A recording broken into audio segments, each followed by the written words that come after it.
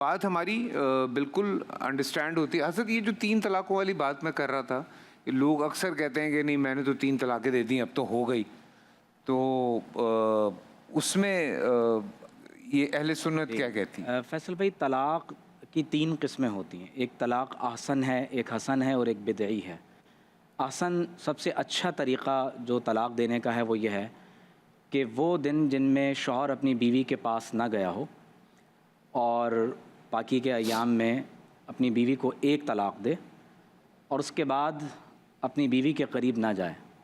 عدت گزر جائے تو عورت شوہر کے نکاح سے باہر ہو جائے گی, طلاق بائنہ واقع ہو جائے گی. اس صورت میں شوہر کے پاس اختیار ہے کہ وہ دوبارہ نکاح آٹو پہ 2 ہو جائیں گی. جی, ایک طلاق ہوگی. ایک طلاق ہوگی, طلاق رجعی ہوگی.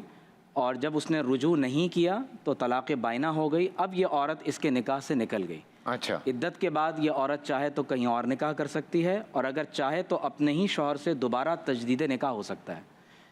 دوسری صورت جو ہوتی ہے وہ ہے طلاق حسن. طلاق حسن یہ ہے کہ ہر وہ طہر جس میں شوہر اپنی بیوی کے پاس نہیں گیا ہے اسے 1 طلاق دے گا. تو اس طرح جب 3 مختلف دنوں میں وہ طلاق دے گا تو طلاق حسن واقع ہو جائے گی. ایک طلاق ہے بدعت. جس طرح علامہ صاحب نے بھی فرمایا کہ عورت کو اگر اس کے مخصوص دنوں میں طلاق دے دی جائے تو یہ بدعت ہے. تو طلاق بدعت واقع ہو جاتی ہے. اسی طرح اگر ایک ہی مجلس میں 3 طلاقیں دی جائیں تو یہ بدعت ہے لیکن واقع ہو جائیں گی. جس طرح آپ دیکھیے کہ زہار ہوتا ہے کہ کوئی شخص اپنی بیوی سے کہہ دیتا ہے کہ تم تو میرے لیے ایسے ہو جیسے تمہاری ماں کی پشت اور کمر. تو ظاہر ہے کہ قرآن میں اس کا کفارہ ذکر ہوا ہے, لیکن اللہ تبارک و تعالیٰ نے اس کی مذمت فرمائی کہ وہ تمہاری مائیں نہیں ہوتی. ایک اور اہم بات یہ ہے کہ طلاق کے لیے یہ بات مستحب ہے کہ 2 گواہ ہونے چاہئیں, لیکن شرعی طور پر یہ واجب نہیں ہے کہ طلاق کے واقع ہونے کے لیے 2 گواہ بھی لازمی طور پر موجود ہوں. مثال کے طور پر سورۃ البقرہ میں جہاں اللہ تعالیٰ نے فرمایا کہ اذا تداینتم بدین الی اجل مسمی فاکتبوہ, کہ جب تم آپس میں دین کا کوئی معاملہ, لین دین کا کوئی معاہدہ کرو تو اسے لکھ لیا کرو.